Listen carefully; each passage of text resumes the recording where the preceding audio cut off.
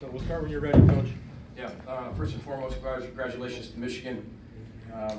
They played really hard, played a really good first half in all phases. And first half for us, we didn't play our best football. To say the least, we had a block punt, we had a fumble, gave them 14 points in the first half. But again, people are going to say, well, that's why you lost. And you continue to go through the game, it tells its own story. I told this team after I'd do anything for them. Anything for them, how proud of them I am of them. We're way beyond moral victories in this program, way beyond moral victories. This has nothing to do with that. I mean, every single person in that room knew and thought we were going to win that football game, period. And that's the way they think. We played some really good opponents. I think we're starting to find out what we're going to have to be and what we're going to be as an offense, defense, and special teams as we continue to go, and that's part of playing some really good football teams. But I think the fumble and the block punt in the first half told everything. We didn't execute well enough in catching the ball on two plays, one in the first series and then the other on two crossing patterns. But we come in the locker room, we get 3 points at the end. I thought we put a good 2-minute drive together. And I mean, we ran bonsai guys with 2 seconds left. I mean, bonsai, you're supposed to make it in 16 seconds. And there were 2 seconds on the clock. Officials have to wait for them to get under the uprights. You got plenty of time to do it. Our guys kept the composure and poise and made it 21-3 going into halftime. Defense did a great job. I think Coy Parrish did a great job on special teams. And then from there, I thought we got into a good rhythm. We weren't in 2-minute offense, but we were just going at a little bit of a tempo, just to be able to. It was to keep, Wink out of what he was doing in the first half. It wasn't like they stopped playing hard, but Wink does so much. I mean, he's one of the greatest defensive coordinators in the country. NFL, college, you ask anybody in the NFL, I mean, there's so many looks and there's so many things you don't prepare for, but we had to get him out of it. And I think you saw that in the end of the first half. We were just doing some things that kind of made them stay in what they were doing, get a little bit more basic. We could see what they were doing a little bit more, put a little more confusion in what they were doing, and they were able to get some points on the board. I thought our quarterback, Max Brosmer, played his tail end off. I think Darius played his tail end off. Our defense played their tail end off. I think our wide receivers' performance was gutsy. Tight ends, you look at the defensive side of the ball, I thought they flew around, made plays.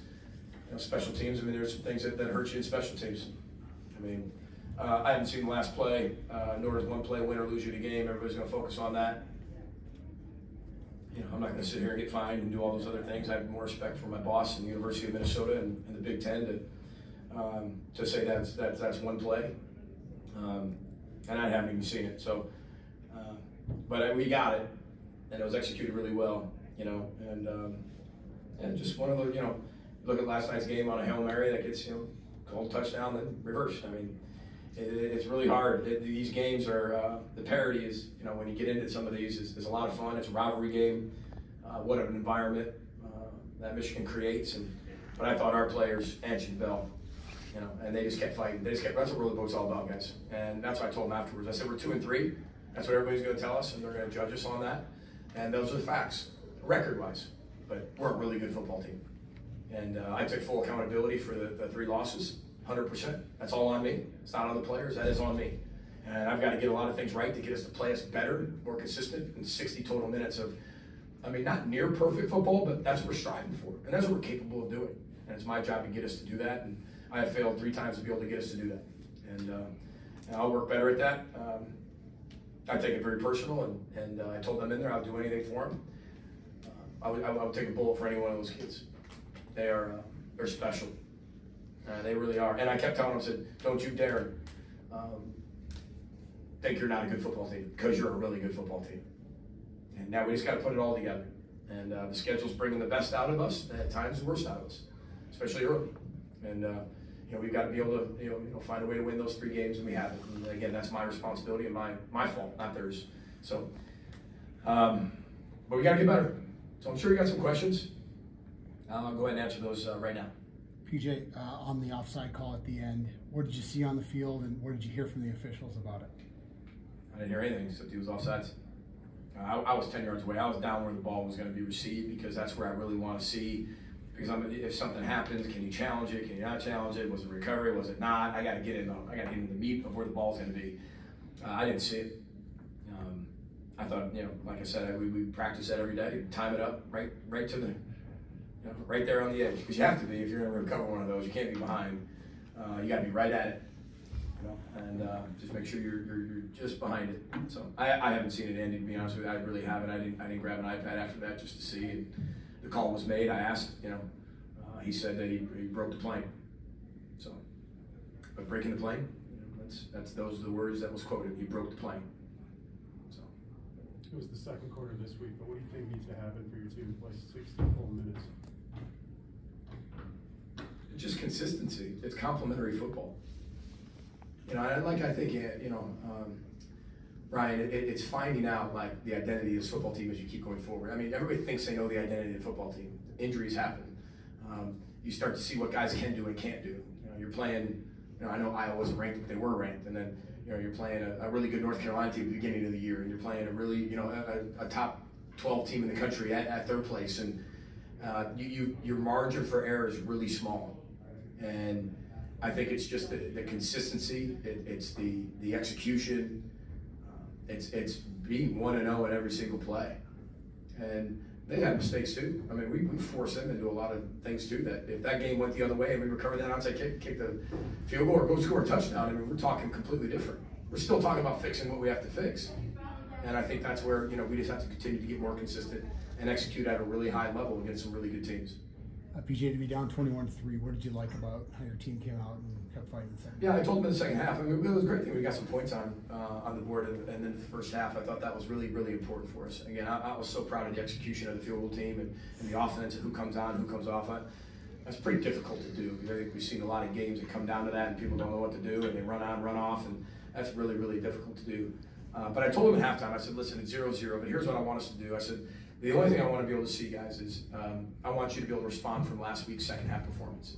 You know, we didn't play our best football in the second half defensively. We didn't play our best half first in the second half offensively. But that's a lot of credit to Iowa. They're a really good football team.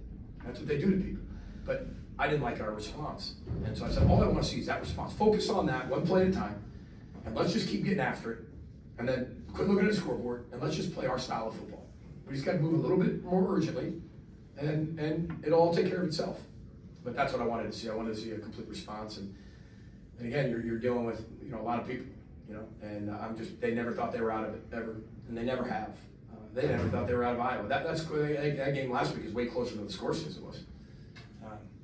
You know, 4 runs. I mean, absolutely hurts.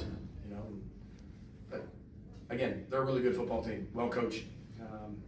But I'm really proud of our football team. You said you used some tempo to get Wink out of what he was doing. Would you mind kind of putting in layman's terms how that is affecting? Well, we're down 21-3, and I think everybody understands that Michigan's going to lean on you and run the football. I mean, let's see. Throwing the football, they threw it 18 total times. Okay, so they're going to lean on you and run the football. So the game's going to be pretty short. We know they got the ball in the second half. So we weren't in 2 minute, and we weren't in, you know, hurry up offense, but we get into we have 6-7 tempos that we can go to, and we wanted to be in that. In layman's terms, as you asked, 7 being like warp speed, right, and 1 being like play clock at 39. Like we were in that 3 to 4 range, and we just wanted to be able to get some type of rhythm and something going. We had to be able to convert a 4th down. Did we have 2 4th downs or 1 4th down? We had 2 4th downs. Guys did a really good job of executing those. But when you get behind 21-3, you've got to you got to make big time adjustments. And those aren't like little tweaks, even just going 3 to 4, because if you're not executing, all you're doing is giving them the ball back to lean on you. But I thought our defense did a really good job of stopping them, giving us a chance. Coy did a great job in the return game. But meaning that when you give Wink time, see the formation, see the motion, make checks, make another call, confuse you, and you're working at that 1 to 2 pace, he can do it a lot more efficiently. When you're working at that 3 to 4 pace, a lot of times they'll keep the same call. They'll do a single blitz. They'll do something that's a little bit more generic. Because if you're doing it when it's a little bit higher tempo, it's hard for all 11 to be on that same page, right? And, you know, that's in layman's terms the best I can describe it. He's very good. He's a really good football coach. The offensive line had 5 penalties today. Not just stout Michigan front, but they've now got 15 through the first 5 games after only having 6 all of last year. What do you kind of attribute some of those things to? It's a heck of an environment, but we're not going to let the circumstance dictate our behavior. I appreciate your question, but I thought they fought their tail end off. They're playing really, really hard. you know, I'm not sitting in there in the trenches and see what's said and what's not said and how that's happening here and there. And I think there's been some that were and some that weren't in the past, you know, that I couldn't necessarily see it. But you know, that's a tough environment.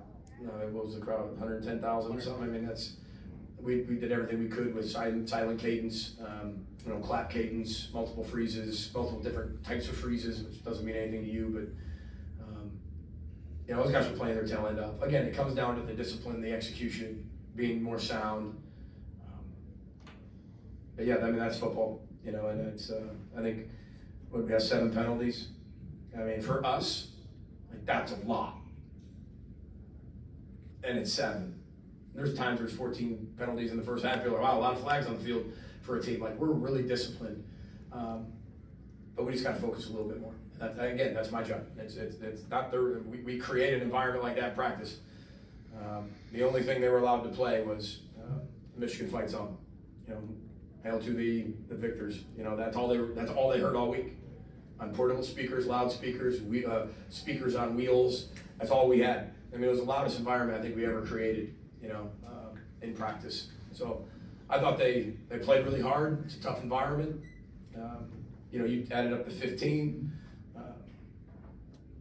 You know, it comes down to me. I gotta make sure we're more disciplined. Take 1 or 2 more for Coach.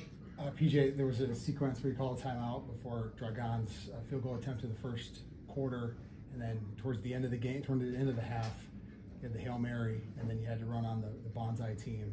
Walk me through kind of the need for a timeout at the end to try to score a touchdown. In the what part? At the end of the first half. Well, I'll have to go back and look through the actual series of everything, because that's when, you know, you're actually in the game and not necessarily knew what the exact situation was. But for us, we knew that we would have to be able to stop the clock, give plenty of time, enough time. I'll have to go back. I'll answer that question when I get you on when I go back and look at all the film, because there were a lot of timeouts called. There was a lot of situations today. You know, but I think it was the only way we were going to be able to do it was be able to take a shot, get a first down, run the Bonsai team out. That was the whole plan. You can't clock it under 3, so we had to take a chance, had to take a shot. The timeout, I got to make sure I look at it, so I don't want to tell you accurate information, but that's a huge play. That's a huge play. And if I can remember, we called timeout to be able to get it into the right play, get to what we wanted to be able to do. And I could be wrong, but I'll go back and look at that and give you a really good answer on Monday when I'm with you of exactly why. But there's always reasons, always, and that's exactly what we were thinking. And if we took the shot, got the shot, it was first down, Bonsai team was running onto the field. So. Final question in the middle, go ahead. As far as their quarterback, I mean, there's only, last week was the only substantial tape really on him. What was your game plan against him? Well, he's really good. He's big, he's thick, he can run, he can throw. You know, what people don't really see with him is he rides things really well in the run game and really gives time for the backs to be able to see. They have really good backs, and they can see it and get running forward and get their momentum going forward and come downhill pretty quick, but he rides it pretty good into the line of scrimmage. He's a competitor. He's hard to bring down. I mean, he's a load now. I mean, I remember looking at him in warm-ups, and I mean, his ankles are bigger than my thighs. I mean, he's got a really, really thick, frame, and he's got a really low center of gravity, or high center, whatever you want to say. He's got a really, balanced center of gravity, and he's hard to bring down. He's a really big young man, so he's a pretty good player. And, we had every opportunity, especially in the first half. We just didn't take advantage of it. All right, thank you. Thanks everybody. Go the Sky Mountain Gophers. Thanks for all our fans coming out.